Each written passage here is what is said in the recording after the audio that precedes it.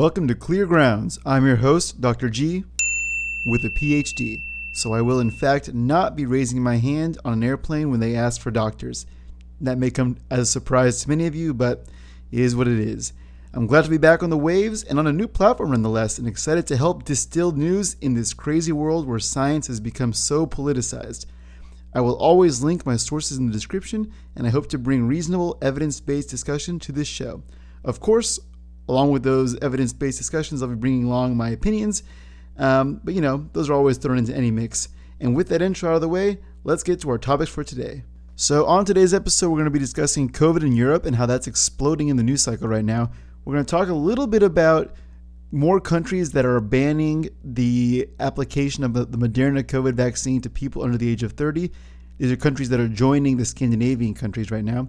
Then we're going to talk about COVID vaccinations in children between 5 to 11 in the US and how that's rolling out. We're going to talk a little bit about the lawsuits against Biden's legal COVID crackdown, which was through OSHA for private companies and federal employees. Then we're going to talk about COVID risks in general. We're going to talk a little bit about Regeneron and some new studies that show promising effects in COVID long term. And finally, we're going to end with a Swedish study. Those are the main stories, but we're going to have many more small stories embedded throughout. Now let's get to it.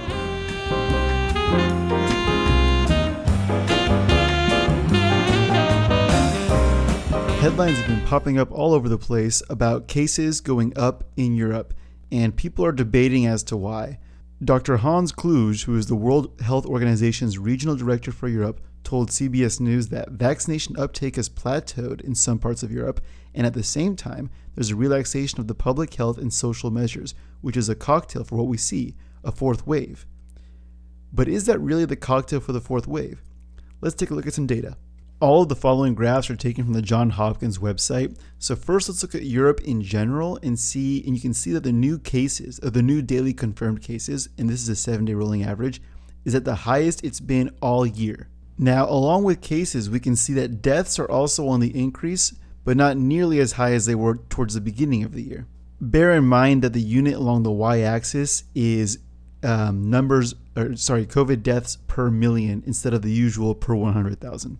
Now, finally, let's take a look at vaccination rate. So Europe, as of very recently, has reached a slightly above 60% total vaccination rate. And I should make a caveat, that's total number of people who have received at least one vaccine dose. So this could include people that have received one dose from the Pfizer or Moderna vaccines, which require 2 doses to be fully effective. But they've achieved over 60% of the population having at least one dose. And that's not including all the population that's been infected and has acquired immunity through natural infection. Now we'll look at 2 different examples and compare them to Europe and see if the trend of vaccinations waning and cases and deaths going up follows, or if it might be something else. So first we'll look at Sweden compared to Europe. So first of all, the reason why we're doing this comparison is because Sweden has taken, for the most part, a slightly different tact to handling COVID in that they didn't particularly do many lockdowns or require mask mandates or even require vaccination. However, that doesn't mean they don't have vaccination or masks. That just means it wasn't mandated. But let's look at Sweden. So at the beginning of the year, Sweden had significantly higher rates of confirmed COVID cases versus Europe in general. But then as we get to the summer and moving on, Sweden has held consistently below that of Europe. You'll see the same pattern follows with deaths, although it starts much earlier. So in January, basically, Sweden was seeing, almost double the amount of deaths as Europe for daily new confirmed deaths due to COVID. However, once you get past January, maybe into February and on, except for one little spike in June, Sweden has been consistently below Europe in new confirmed COVID deaths. And finally, as for the vaccination rate, Sweden has totally surpassed Europe on average for vaccination rates in their country. And they're at over 70% of the total number of people who have received at least one dose of one of the vaccines. Now, Sweden is a part of Europe, so it adds into that average of the European line. So let's take a look at the USA and compare that to Europe. So at the beginning of the year, the United States, in terms of cases, was significantly higher than Europe. And then throughout the year, they've both been following similar trends. The Delta spike after July in US made our cases shoot way over Europe's, but now it is exactly the case that Europe is passing up the US, and it looks to be like they're charting for a big spike in Europe. Now, deaths typically follow cases, and that's no different here. The US and Europe's death trends have been pretty similar, and it is the case that now Europe is passing the US in deaths. Now, looking at people who've received at least one dose of the vaccine, the US has slightly higher rates than Europe. We're in the mid to high 60s of people that are eligible to and have received one vaccine dose versus Europe, who is in the low 60s. And in terms of fully vaccinated populations, Europe and the US are only different by 2%. All being said, I don't think that vaccinations plateauing and lax public health measures are the whole equation. That being said, let's take a look at what Gavin Newsom has to say about California, and he is the governor. This is hard for me to say because it makes you even more unpopular than I am in many camps. Last year at this time, we all were bemused and confused when we saw a few states starting to see an increase in COVID. It's as if we learned nothing in the last year. The coverage of Colorado, it's somewhat inexplicable, they say. We really don't know why they're seeing an increase in Vermont and New Hampshire, why the Northeast is experiencing an increase. California is now experiencing an increase. Well, we know why. There's a seasonality to COVID. It's not particularly difficult after a couple of years to understand. You see those. So is COVID seasonal? It could be. I mean, the data doesn't show too much seasonality when I'm looking at it. So for example, here's what California looks like. And you'll see these big spikes kind of like between November 23rd and February 19th of 2021. And then you see kind of other different spikes. It could be seasonality. You know, some years the flu is worse than others, but I don't think I don't know if it follows quite yet that we can tell the seasons of COVID so distinctly. That being said, a lot of human behavior during different seasons also lends itself to the seasonality of certain diseases. So for example, when it's cold in the winter, you usually see a spike in cases like flu and other respiratory illnesses because everyone's packed inside in tight spaces breathing in the same air. All of this to say, I don't think it's necessarily as simple as just saying health measures and vaccinations are the reason why cases are exploding in certain areas and not in others. But let's move on to the next story. So last month and in late September, various Nordic countries started banning Moderna, the COVID vaccine developed by Moderna, for people under the age of 30, citing heart conditions like myocarditis. Now, Germany and France are the next two countries in Europe to apply that restriction, citing the exact same reason, increased risk of myocarditis in men, especially under the age of 30. Taiwan is also joining these ranks, although with a different vaccination. Taiwan is halting the second dose of Pfizer vaccination for ages 12 to 17 amid concerns of increased myocarditis, and they're not approving any COVID vaccines for children under 12 until these issues are resolved. These updates from the COVID-19 vaccines come on the heels of a warning about measles outbreaks that could be appearing all over the world, as more than 22 million children this year have missed their measles vaccination, or not this year, but during the whole pandemic. And they're expecting the biggest rise in 2 decades, according to new figures of measles in children. Now, childhood measles can cause a lot of problems. It can cause pneumonia, it can cause blindness, severe diarrhea in children, which can lead to big dehydration problems. It can also lead to encephalitis, which is a swelling of the brain. It can lead to death. Measles is very serious in children, especially malnourished children. None of these studies or other restrictions on COVID vaccinations have deterred the U.S. The U.S., according to the Associated Press, is looking to give around 900,000 kids in the first week, so that's this week, between ages 5 and 11, their first dose of the COVID-19 vaccine. To aid in this vaccination rollout campaign, they've enlisted the likes of Sesame Street to try and convince kids to get the COVID-19 vaccination. Let's look at that. My friends, my neighbors, my abuela, all healthy. Your parents are absolutely right. You know, COVID vaccines are now available for children 5 years and older. And the more people who get them... That is a seriously authentic Hispanic Muppet. I did not realize that was a thing until just now. But besides that, so this is the first I've seen of a real targeted campaign to get kids vaccinated. It's kind of weird. Usually you would expect these commercials to go to parents about getting kids vaccinated. But this is going to the kids, maybe to bring up the discussion with their parents. I'm not entirely sure, but this isn't the only thing they're doing to sort of convince children to get the vaccine. Cities like San Francisco are requiring now for children, in order to enter establishments, that they need to present their COVID vaccination ID. Now, my general opinion on the vaccine is get it if you want. If you don't want, don't get it. And in either case, you're assuming the risks. I take a very risk assessment based approach to this thing, and that'll be sussed out as I go along with these episodes. You guys will find out more and more about that through different studies. But children, in my opinion, and we don't really know why their immune systems are this way, but they are behaving very good against COVID.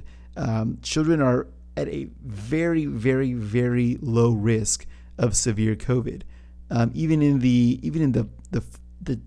study that Pfizer did, that was used to approve children ages 5 to 11 for the vaccination, found that zero of the study population that was either placebo or getting the smaller dose of the vaccine had severe COVID.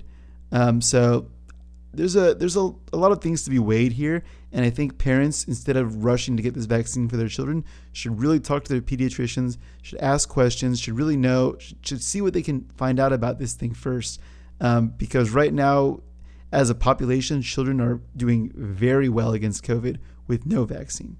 Now, the Biden administration has been receiving a lot of pushback on this new OSHA mandate that was released last week, and in the week that followed, the administration has gotten lawsuits from multiple fronts. They've gotten 27 different state attorney generals have filed lawsuits, according to the AP, against the mandate. Private businesses such as the Daily Wire have filed lawsuits against this mandate.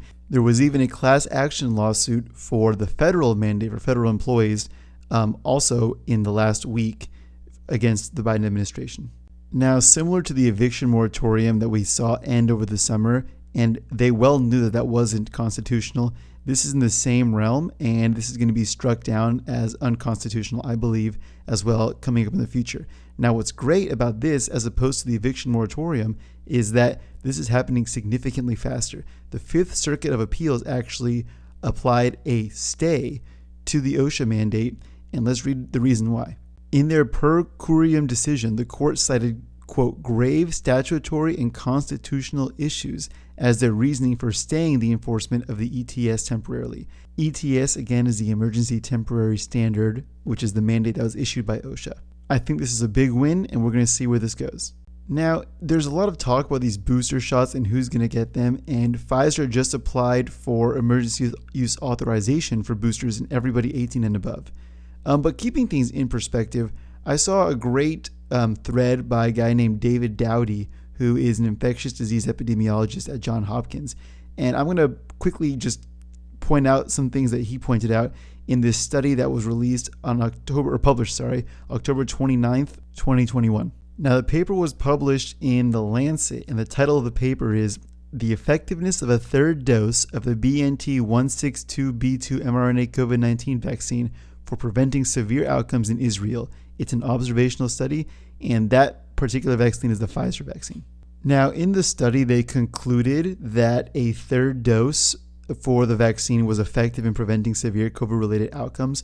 But let's quickly zoom in on their table 3 and kind of break down a part of it. Now, this was a huge study with 1,158,269 individuals that were eligible to get the third dose. So we've got big numbers here, which is great for analyses. And if you look into the severe disease category in table 3, and you look at the number of coexisting conditions, I'm going to highlight it in the video here. Now, you'll see that if you have 0 comorbidities or coexisting conditions, and you're already vaccinated with 2 doses, your risk of getting severe disease from COVID is 3.1 per 100,000 individuals.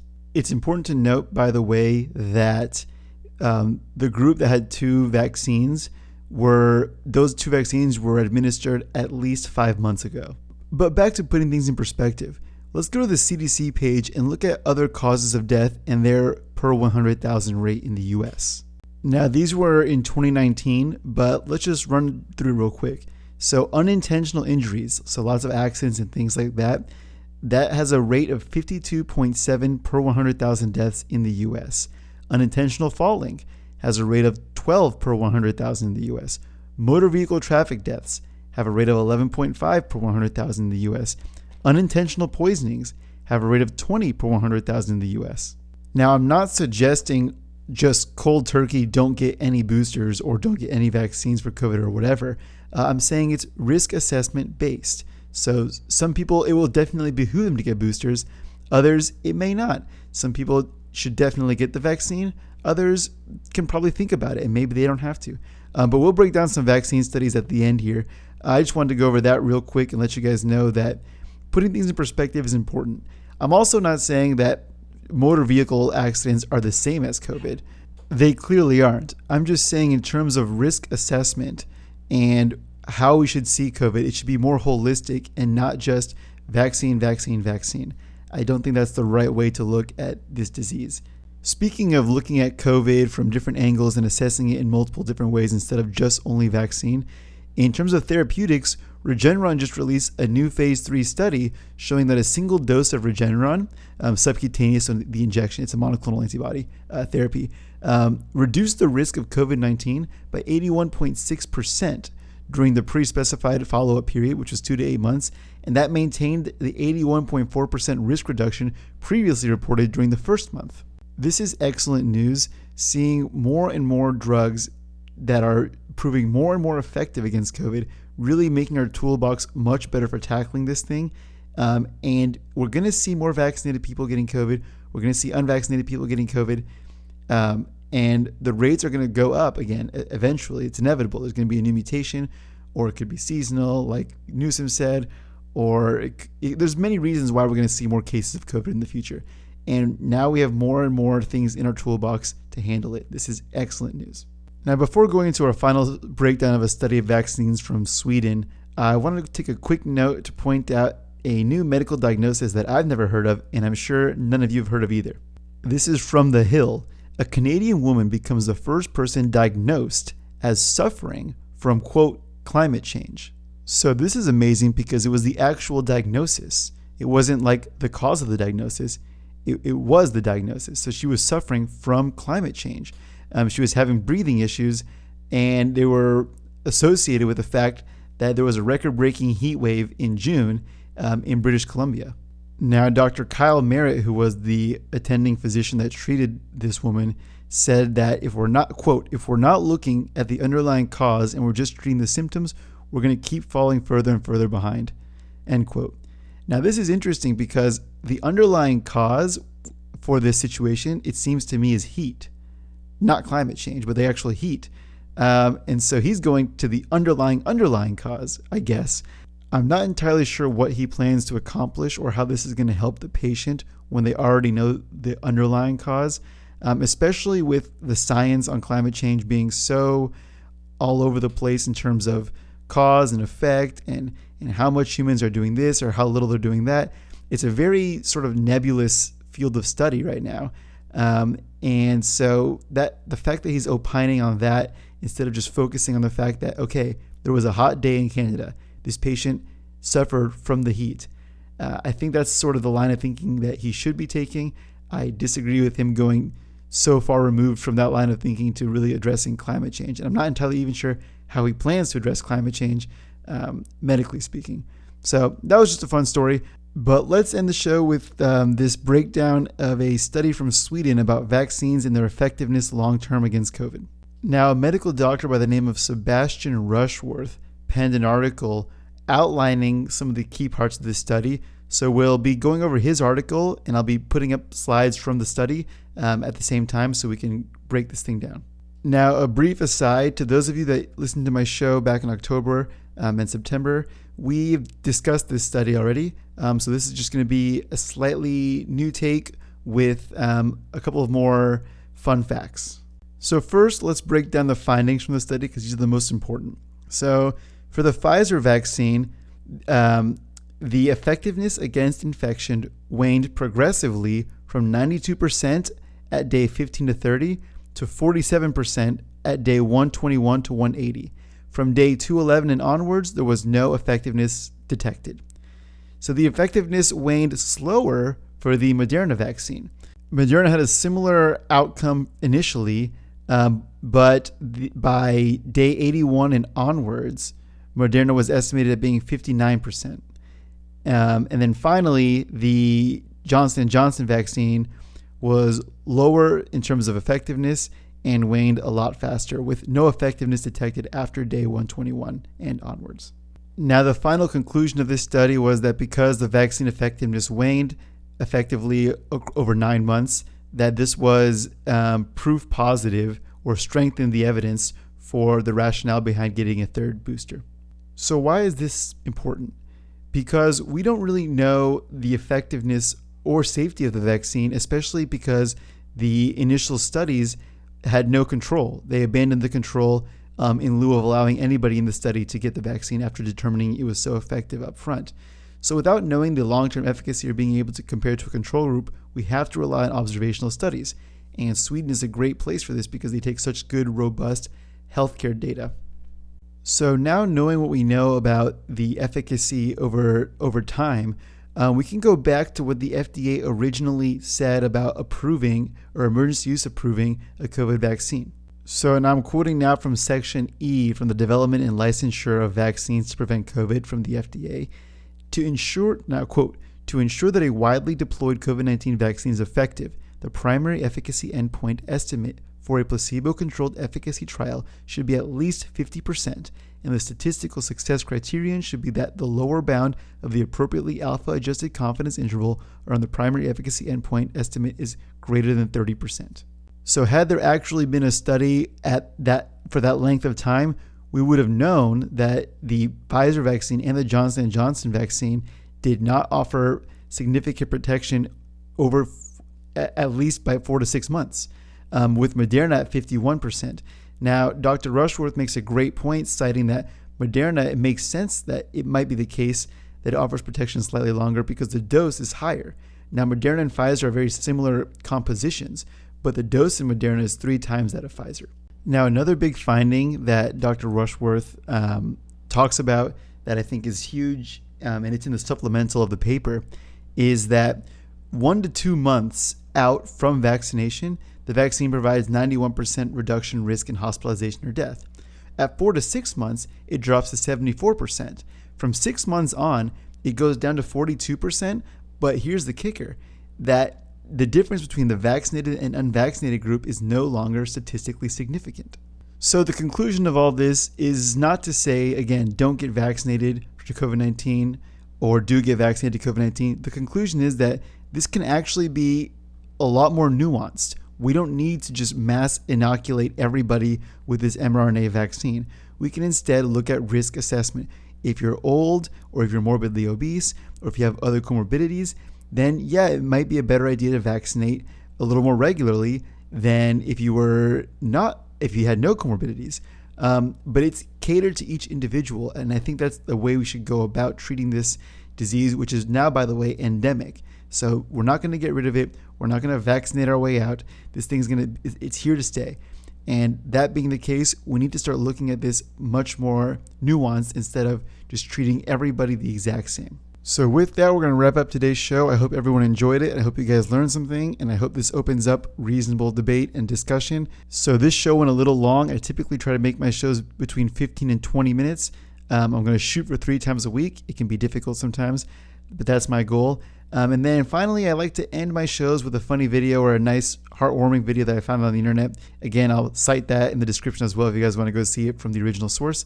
But with that, have a great day, and I'll see you guys on Monday, and please enjoy this video.